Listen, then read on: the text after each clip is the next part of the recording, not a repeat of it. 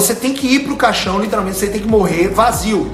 Vazio de quê, Gabriel? Vazio de Deus? Não, vazio de conhecimento. Você precisa se esvaziar, compartilhar. E pior, quanto mais você se esvazia, quanto mais você compartilha, mais você aprende, mais você se enche. É um rio que não seca. São águas vivas. Por isso que Jesus diz que do interior daqueles que creem nele vão fluir rios de águas vivas. É isso, o rio ele flui. Ele flui o tempo inteiro. Se ele fica parado, estocado, ele seca, ele gera morte.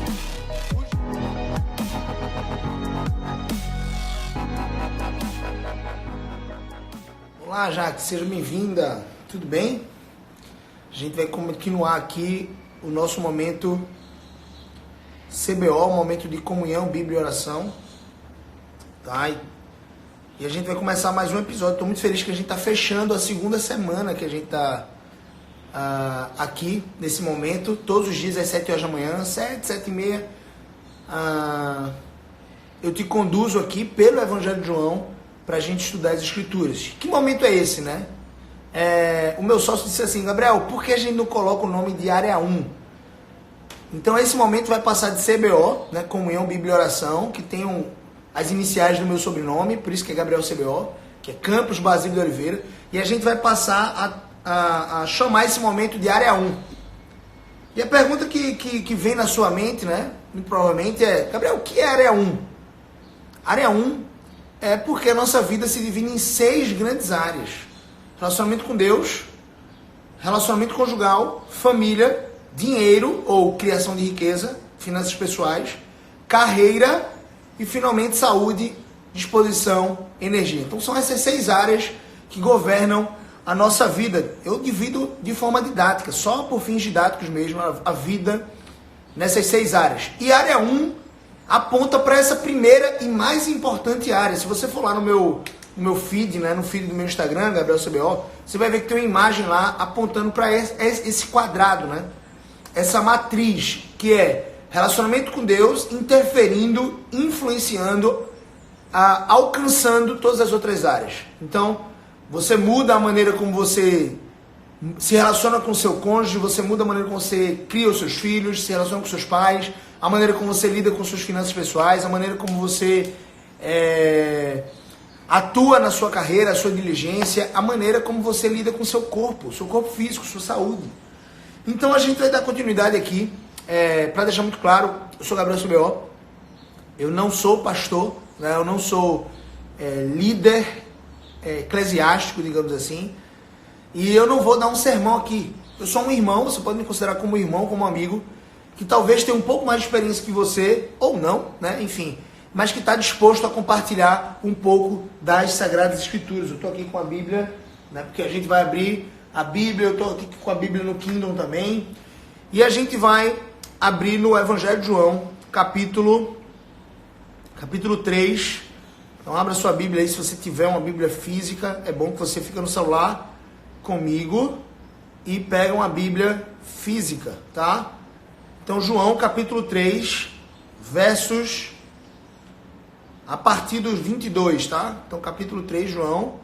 A gente já começou desde o primeiro capítulo de João e a gente está agora finalmente no capítulo 3 até, se Deus quiser, hoje a gente concluir o capítulo 3, beleza? Então diz assim a palavra do Senhor, vamos ler com reverência, né? Vamos ouvir, se você não estiver lendo aí, com reverência.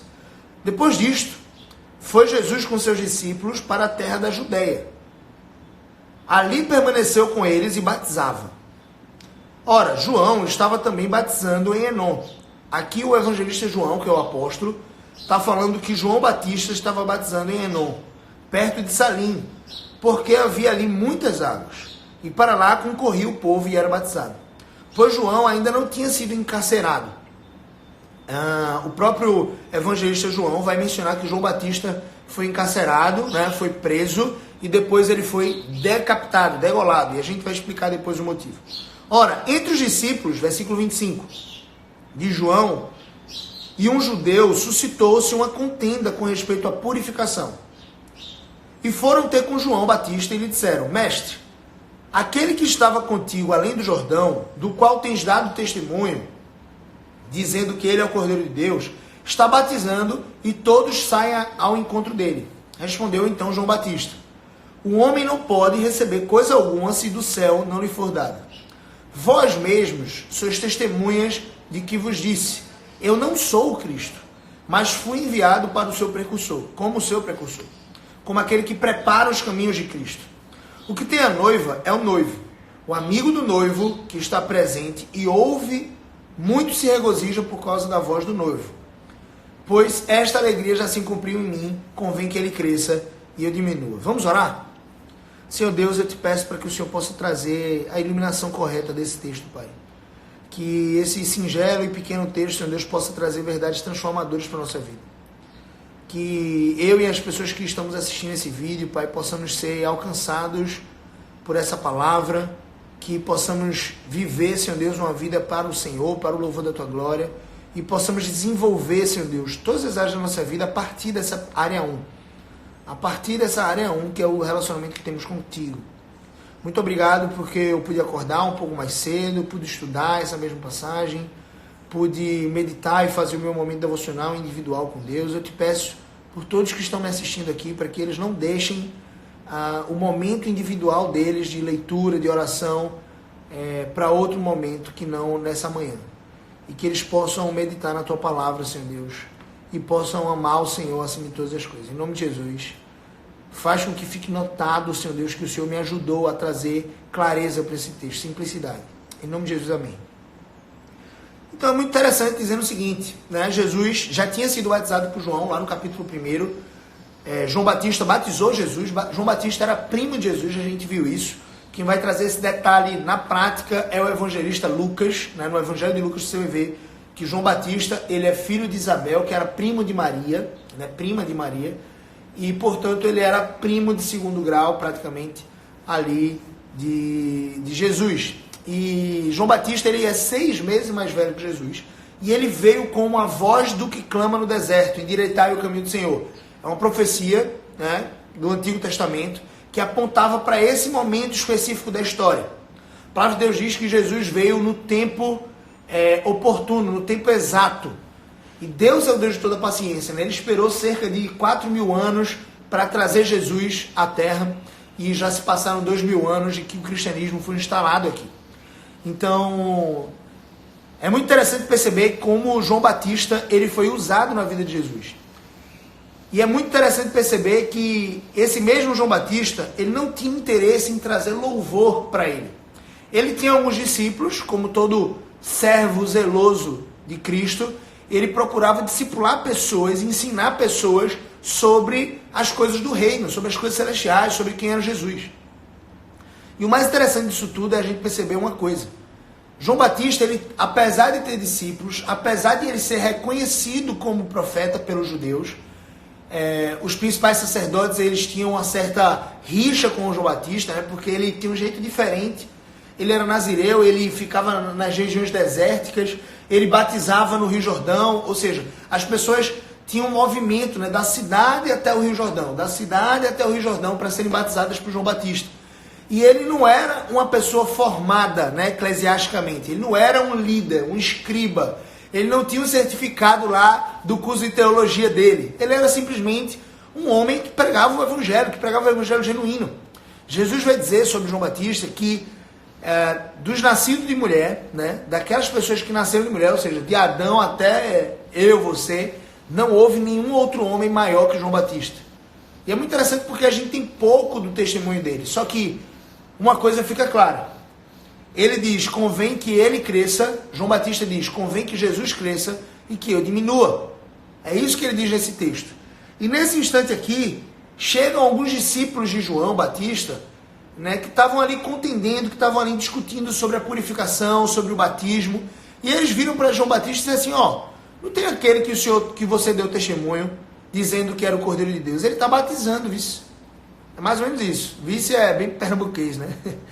Bem de Recife aqui. Ele está batizando, vice. Ele está batizando e será? Ele tem autoridade para isso? Era para ele estar fazendo isso mesmo, porque o Evangelho de João logo depois vai dizer que Jesus mesmo, ele não batizava ninguém. Só que os seus discípulos é que faziam isso, onde existiam muitas águas ali, afluindo o Rio Jordão.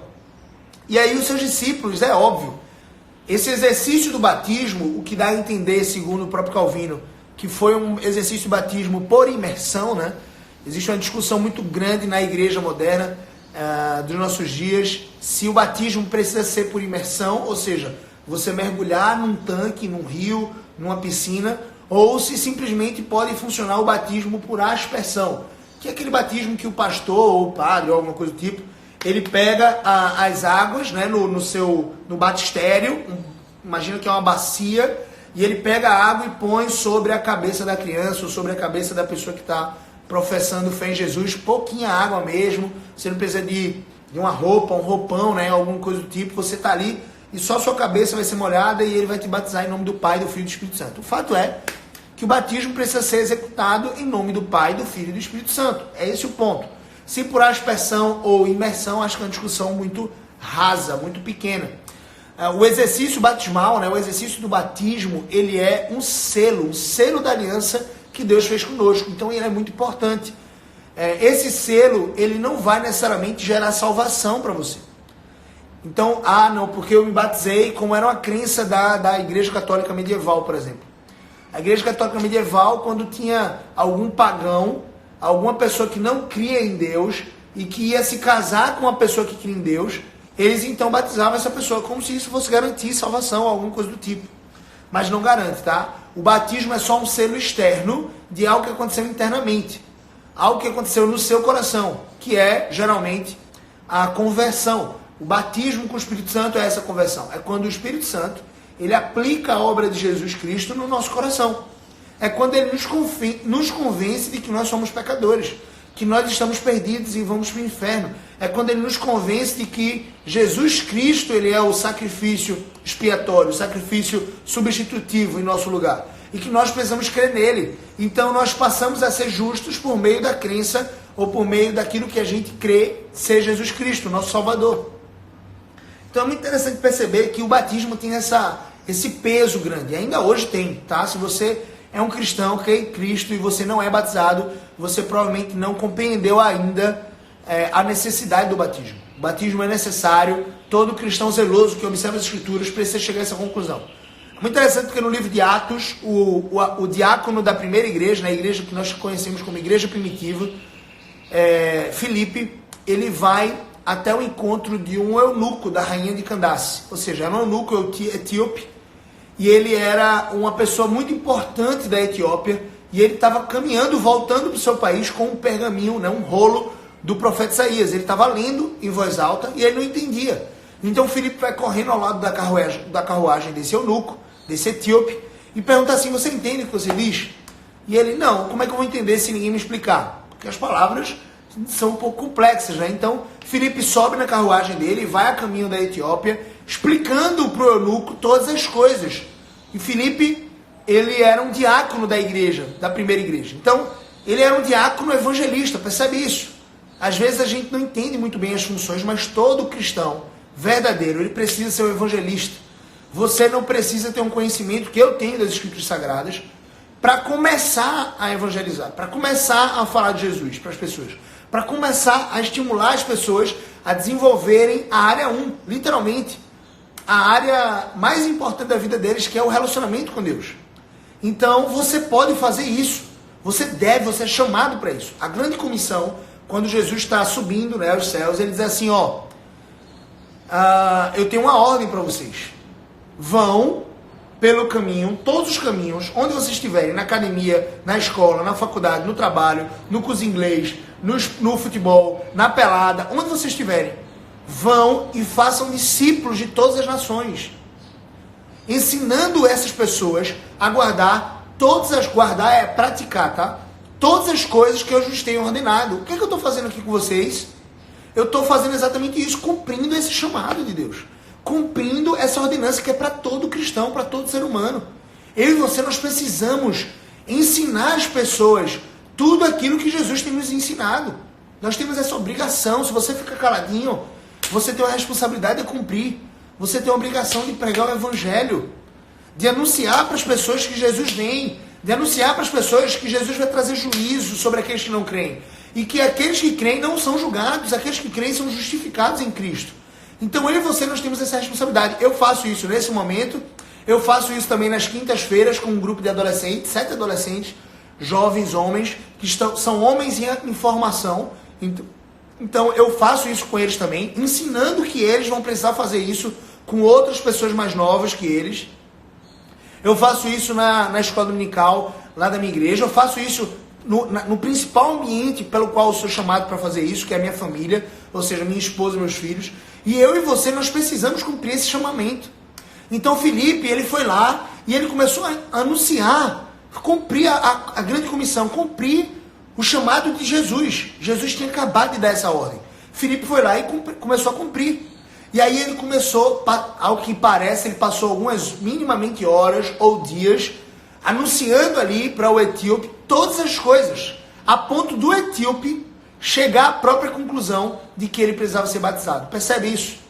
Você percebe a amplitude do evangelho quando você entende a necessidade do batismo. Então o etíope olhou as águas, eles chegaram num local onde parecia um riacho ou um laguinho, e ele disse assim: Felipe, o que é que me impede de ser batizado? Partiu dele isso. Felipe explicou todas as coisas, explicou quem Jesus era, explicou desde Moisés aos profetas, passando então para Jesus e dizendo a importância. Felipe deve ter mencionado a importância do batismo, para que o etíope chegasse à conclusão e ele mesmo, dele mesmo, pedisse: ó Felipe, eu posso ser batizado? O que impede a gente ser batizado? Ele fez: não, se você crê com todo o seu coração que Jesus Cristo é o seu Salvador, você pode ser batizado agora. Felipe desceu, diácono da igreja, tá? Desceu e batizou o eunuco, em nome do Pai, do Filho e do Espírito Santo. Então o eunuco partiu e, a partir daquele instante ali, entende-se que houve grandes conversões na Etiópia. Ou seja, esse eunuco, ele passou adiante aquele conhecimento, ele não reteve esse conhecimento. Sempre digo isso, tá? Você tem que levar para o caixão, você tem que ir para o caixão, literalmente, você tem que morrer vazio. Vazio de quê, Gabriel? Vazio de Deus? Não, vazio de conhecimento. Você precisa se esvaziar, compartilhar. E pior, quanto mais você se esvazia, quanto mais você compartilha, mais você aprende, mais você se enche. É um rio que não seca. São águas vivas. Por isso que Jesus diz que do interior daqueles que creem nele vão fluir rios de águas vivas. É isso, o rio ele flui. Ele flui o tempo inteiro. Se ele fica parado, estocado, ele seca, ele gera morte. Os rios que são parados, os peixes morrem intoxicados. Então o rio precisa fluir. Então isso precisa fluir de mim e de você, o conhecimento das Escrituras Sagradas. É por isso que eu criei isso aqui, ó, Conversa de Impacto. É um evento de um dia de imersão, onde eu falo sobre alta performance, sobre vida com Deus, sobre casamento, sobre vida financeira, sobre carreira, sobre saúde, sobre como atingir alta performance e por que você tem que atingir alta performance em todas essas coisas. E eu te dou ferramentas para isso. Eu te dou ferramentas para você atingir alta performance em todas as áreas da sua vida, abundância em todas as áreas da sua vida. Mas a área 1 é o seu relacionamento com Deus. De nada adianta você prosperar nas outras 5 áreas, na carreira, vida financeira, casamento, sua família é maravilhosa, é linda, seu corpo está interessante, você está conseguindo ter energia vital, você está conseguindo ter disposição. Nada adianta você prosperar nessas 5 áreas se você fracassar nessa. Por isso que ela é a área 1. Essa área, o relacionamento com Deus, é o que te garante uma vida abundante nessa terra e que te garante uma vida eterna no porvir. Então, assim, na vida por vir, né, depois da morte, ou então depois da volta de Cristo, é muito importante a gente perceber esse valor, tá, gente? Por isso que eu criei isso, para a gente poder compartilhar sobre o evangelho que transforma, o evangelho prático, o evangelho que influi em todas as áreas da vida humana. E aqui no texto de João, ele está dizendo aqui, ó, ora, João estava também batizando em Enom. Jesus estava batizando um pouquinho perto ali, nas regiões de Salim, também onde tinha muitas águas. E aí existiu essa contenda, os discípulos chegaram com uma contenda muito superficial, tá? Eles chegaram para João e disseram assim, ó, Jesus está batizando, ele está certo em fazer isso? Olha o que João responde. E aqui essa resposta de João pode ter 2 sentidos, 2 significados aparentes, tá? Respondeu João, versículo 27 do capítulo 3 de João, se você chegou agora, tá? O Evangelho de João, capítulo 3, versículo 27. Respondeu João, o homem não pode receber coisa alguma se do céu não lhe for dado. Aqui ele podia estar dizendo o seguinte, vocês não compreendem quem ele é, porque do céu não foi dado para vocês. Um homem só pode fazer uma coisa se do céu for dada. Ao que parece, essa não é a melhor interpretação desse texto. Ou seja, João não está apontando para eles e dizendo assim, ó, vocês estão chegando com essa dúvida, com essa contenda, com essa discussão, porque vocês não conseguem entender ainda quem Jesus é. Por que vocês não conseguem entender? Porque do céu não foi dado a vocês ainda esse conhecimento. E vocês precisam acordar para isso. Vocês precisam acordar nesse instante. Mas ao que parece, a ênfase maior está nesse outro sentido aqui. João Batista estava dizendo assim, ó, Jesus, o homem, Jesus, não pode receber coisa alguma do céu, respondeu João, o homem não pode receber coisa alguma se do céu não lhe for dada. Ou seja, Jesus só está fazendo o que ele está fazendo porque ele recebeu uma ordem do céu, porque ele recebeu o poder do céu. É isso que João Batista está dizendo aqui. Ao que parece, eu fico mais com essa segunda interpretação. Ou seja, João Batista está apontando para Jesus e João Batista está dizendo assim, ó, ele só faz o que faz porque do céu foi dado a ele isso. Aí no versículo 28, João Batista continua. Vós mesmos sois testemunhas de que eu disse a vocês. Eu não sou o Cristo. Eu não sou o Messias prometido. Eu não sou o Salvador do mundo. João Batista está dizendo isso. Ó. Tem algumas pessoas que chegavam para João Batista, tamanha importância de João Batista em Israel, e diziam assim, você é o Cristo? As pessoas tinham dúvida. Você é Jesus de fato? Você é o Messias prometido? E João Batista dizia assim, não, eu não sou o Messias. Eu sou a voz do que clama no deserto. Endireitai os caminhos do Senhor. Ou seja, eu sou o seu precursor. Eu sou aquele que vai apontar para o Senhor, Jesus. E aqui fica um adendo muito importante para os pastores, líderes, mestres, aqueles que são discipuladores, aqueles que ensinam sobre Jesus. Na verdade, nós aprendemos que todo cristão precisa ensinar sobre Jesus, precisa compartilhar o conhecimento de Jesus. E aqui fica uma lição preciosa para nós. Olha João Batista, o homem mais importante que já pisou nesse mundo, segundo o próprio Jesus. Né? Depois de Jesus, veio João Batista ali em grau de importância. Então a gente atribui muito valor para outras pessoas, mas o próprio Jesus disse assim, ó, João Batista é o mais importante. João Batista foi o maior de todos os homens que nasceram de mulher. Olha o que João Batista vai dizer, tá? Talvez seja por isso que ele era o maior. Porque ele era apegado à verdade, porque ele não tinha medo dos judeus, dos fariseus. Ele pregava de fato arrependimento. Quantas vezes eu e você nós ficamos com medo assim, não, vou pregar aqui que Jesus é amor somente. E eu não falo que as pessoas precisam se arrepender.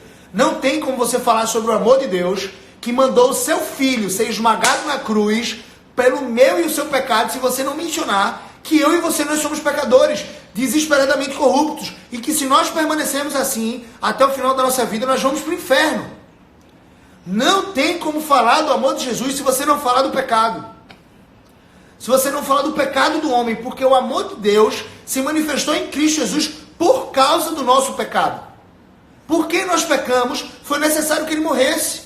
Então eu e você, nós precisamos ser como João Batista, apegados à verdade, sem medo do que as outras pessoas vão pensar da nossa pregação, sem medo do que as outras pessoas vão achar, ai meu Deus, ele está falando sobre juízo, eu não conheço esse Deus, eu conheço o Deus que é amor. Esse não é o Deus da Bíblia, porque o Deus da Bíblia é um Deus que é amor, justiça, misericórdia, mansidão, longanimidade, paz, alegria, guerra ao mesmo tempo, justiça, ira, tudo isso na mesma substância, eles não se separam, não são atributos separados. Eu quero focar no atributo de Deus aqui, o amor. Eu quero focar, não dá para focar em amor sem focar na ira santa de Deus, sem focar na sua santidade, sem focar na pureza, sem focar no pecado que nós cometemos.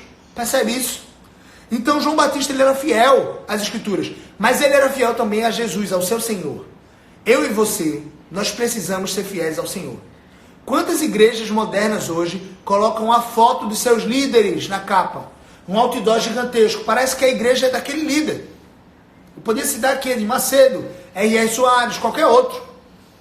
Parece que a igreja é desse líder. Não, o líder, principalmente o líder espiritual, ele precisa jogar luz, jogar a mente do povo e jogar luz para Cristo. Ele é um holofote de Cristo. E ele só pode ser um holofote de Cristo porque ele recebe a luz do sol. É como um espelho que joga luz num ponto específico, que é Jesus. E esse espelho ele só pode jogar luz, porque ele não tem luz de si mesmo, através do sol, da luz do sol, que é Deus. Então João Batista fez isso aqui, ó. Eu não sou o Cristo. Eu não sou. Eu sou o precursor dele, somente. Eu quero que vocês olhem para ele. Deixem de ser meus discípulos. Passem a ser discípulos de Jesus. Vão lá. Versículo 29. O que tem a noiva é o noivo. E aqui a gente vai destrinchar um pouco mais essa ilustração. Eu espero que em 4 minutos a gente já conclua, tá? O noivo é uma representação que a própria Escritura Sagrada traz para Jesus. Na cultura semítica, a gente já explicou, se você ainda não sabe disso, volta nos vídeos passados, eu expliquei sobre a cultura semítica. Na cultura semítica, o noivo, ele desposava, ou seja, ele firmava um compromisso de aliança com a noiva, e ele ia sair da cidade, ia preparar um local para ele vir resgatar essa noiva, e eles poderem construir uma família lá nesse local. Então o noivo, ele saía, constituía um noivado, ele firmava um compromisso de aliança com a noiva, e a noiva dizia assim: ai meu Deus, massa, o noivo agora vai preparar tudo aquilo que a gente precisa para sobreviver, os proventos, ele vai preparar a casa, ele vai preparar lugar, ele vai buscar renda. Então esse noivo ia para uma cidade próxima, então esse noivo ia para outras regiões e ele ia preparar lugar, ia preparar morada. Em um certo momento, quando esse noivo terminava de preparar lugar, demorava às vezes 6 meses, 1 ano, 2 anos, o que for, ele voltava para a cidade, para a casa dos pais da noiva, e ali eles celebravam um casamento, porque ali ele ia resgatar a noiva, pagando um preço por ela, e eles iam agora formar uma só carne, eles iam ser um só, e a família, a partir de agora, a noiva, passava da autoridade do pai para a autoridade do marido. Então é isso que Jesus fez conosco. Ele é o noivo, e nós, não precisa se afeminar por causa disso, tá? Mesmo os homens e mulheres que compõem a igreja, que creem em Jesus, eles são a noiva, a igreja. Então nós entendemos assim, biblicamente falando. Jesus é o noivo e a igreja de Jesus é a noiva. Eu não estou me referindo aqui à denominação. São as pessoas que creem em Jesus de todo o coração, que se arrependem dos seus pecados e que são purificados, lavados no sangue de Jesus, purificados nele. Essas pessoas são a noiva. E esse Jesus, ele pagou o preço que foi a morte na cruz, o preço que vale muito mais do que qualquer ouro ou toda a prata do universo. Foi necessário que ele mesmo pagasse esse preço com o seu sangue, com a sua morte. Ele ressuscitou, ele preparou o lugar, ele preparou a gente, e ele subiu ao Pai, aos céus, onde ele está preparando morada para nós. E a história diz, enfim, a Bíblia diz, principalmente em Apocalipse, que ele vai vir. Ele vai vir resgatar essa noiva. Ele vai vir resgatar a mim e a você. Quando a última pessoa escolhida por Deus crê em Cristo, quando o último ser humano crê em Cristo, o último ser humano que tinha que crer, Jesus voltará em glória, trazendo juízo sobre a terra, sobre aqueles que não creram, e trazendo salvação, graça, misericórdia, paz, vida eterna para aqueles que creram em Cristo. Por isso que eu e você precisamos correr com esse discurso. Nós precisamos sair para as nações, sair na academia, sair e falar com o meu personal, falar com o meu professor na faculdade, falar com meus colegas na faculdade, falar com meus funcionários no trabalho, meus liderados. Eu preciso fazer isso. Não significa que eu vou ser inconveniente, que eu vou tirar o foco. Se eu estou sendo pago para trabalhar, ou se eu sou o gestor, eu tenho uma missão, inclusive, diante de Deus, de fazer esse negócio prosperar. Então não é que eu vou parar ali 10 horas do meu dia de trabalho e eu vou contratar funcionários e a gente vai só estudar a Bíblia. Não, não é isso. A gente precisa ter um trabalho a cumprir, a gente precisa fazer vendas, a gente precisa fechar negócios, vamos fazer isso. Mas é bom que você separe pelo menos por semana com seus funcionários, com seus liderados, com os seus servos, com as pessoas que trabalham com você, ou então com as pessoas que trabalham junto de você, ali no mesmo patamar. Você separe um momento da semana, de repente no horário de almoço ou alguma coisa do tipo, para estudar as escrituras com essas pessoas, para falar de Jesus para essas pessoas. Olha só, depois que a gente entendeu que Jesus é o noivo e que a igreja é noiva, olha o que João Batista diz. O noivo, o que tem a noiva é o noivo. Ou seja, a igreja, vocês que creem em Jesus, devem e pertencem a ele, não é a mim não. Olha o que ele diz. O amigo do noivo, o que ele está dizendo, né? Eu sou o amigo do noivo que está presente. Quando ouve a voz do noivo, se alegra. O amigo do noivo, ele não está interessado em usurpar a noiva. Sabe aqueles amigos fura-olho assim que, se ficar muito próximo da sua noiva, ele vai querer trazer ela, se encantar com a beleza dela, enfim. João Batista está dizendo assim, ó, eu sou um amigo do noivo. Ele está dizendo que ele é um amigo do noivo na função dele. O profeta, o pastor, ele é um amigo do noivo. Ele é um líder responsável por jogar luz para Cristo. O amigo do noivo tem essa função na cultura semítica. ele ficava lembrando a noiva sobre os atributos, sobre as virtudes do noivo, aquecendo o coração da noiva para o noivo. Ele de forma alguma ousava trazer a atenção da noiva para ele. O que é que as igrejas modernas, algumas delas fazem hoje? O líder, tem uma foto dele estampada no outdoor lá, jogando a atenção da noiva para o líder. Você tem que ir para a igreja tal por causa de R.R. Soares. Você tem que ir para a igreja tal porque olha quem é o líder dessa igreja tal. Não. O amigo do noivo, ele é humilde. O amigo do noivo, o pastor, o líder, o mestre, aquele que ensina, ele aponta a glória de tudo para o noivo, para Cristo. João Batista está fazendo isso aqui, ó. João Batista sabia quem ele era. Eu não sou Cristo. Eu sou o amigo do noivo. Cristo é o noivo, a igreja é noiva e eu sou o amigo do noivo. É claro que aqui o amigo do noivo, como ele crê em Cristo, ele também faz parte da noiva, tá? Ou seja, ele também é noiva. Só que aqui ele tem uma função de inclinar o povo de Deus, direcionar a atenção do povo de Deus, dos judeus, dos cristãos, enfim, para Cristo. Todo o discurso dele, todo o esforço do pastor é fazer com que eu e você, nós nos aproximemos mais de Cristo, nos aproximemos mais do noivo, aqueçamos o nosso coração na expectativa viva de que ele vai voltar. Por isso que diz Maranatá. Maranatá, Maranata. Ora vem, Senhor Jesus. O nosso coração está aquecido todos os dias. Eu e você, cristãos verdadeiros, precisamos nos relacionar com Cristo. E temos duas perspectivas. Eu preciso me tornar mais parecido com Cristo a cada dia. Eu preciso evoluir na minha missão, na minha meta. A meta de Deus para a minha vida é que eu me torne mais parecido com Cristo. Então eu preciso crescer nisso. Como é que eu cresço nisso, Gabriel? Buscando a palavra do Senhor todos os dias, orando e sendo diligente com as coisas que Ele colocou na minha mão. Ou seja, você se torna mais parecido com Cristo quando você cuida da sua esposa, do seu marido, quando você cria os seus filhos nos caminhos do Senhor, faz o culto doméstico, quando você educa eles, quando você repreende, disciplina, quando você honra seus pais, quando você tem uma carreira diligente, quando você estuda, não mede esforços, você está longe da preguiça, você está sendo diligente, esforçoso, quando você cuida das suas finanças, quando você cuida do seu corpo, tudo isso é louvor para Deus. Tudo isso me faz me tornar mais parecido com Cristo. Percebe que são coisas práticas? Não são coisas distantes. Como é que eu me torno mais parecido com Cristo, Gabriel? Pureza, vou me vestir só de branco agora. Não! É na vida prática, é no dia a dia. É trabalhando todos os dias, acordando cedo, estudando, dando a condição melhor para minha família, estando presente com a minha família, estando próximo deles, amando a minha esposa, amando os meus filhos, amando os meus pais, amando a sociedade, respeitando as autoridades, pagando todos os impostos. É isso. Isso gera louvor para Deus. Isso te faz se tornar mais parecido com Cristo. E ora, você tem que crescer também em santificação, no sentido de se despir do velho homem, dos pecados, e se revestir do novo homem de Cristo, na sua perfeição. Então eu e você temos essa missão, esse chamado por Deus. E eu vou terminar aqui, tá? Olha o que João Batista diz. Convém que ele cresça e que eu diminua. O amigo do noivo, se você é pastor e você está me acompanhando aqui nesse vídeo, se você é líder, você tem uma responsabilidade muito grande. Você faz parte da noiva e você tem que apontar a atenção da igreja para Cristo. O seu discurso precisa ser cristocêntrico.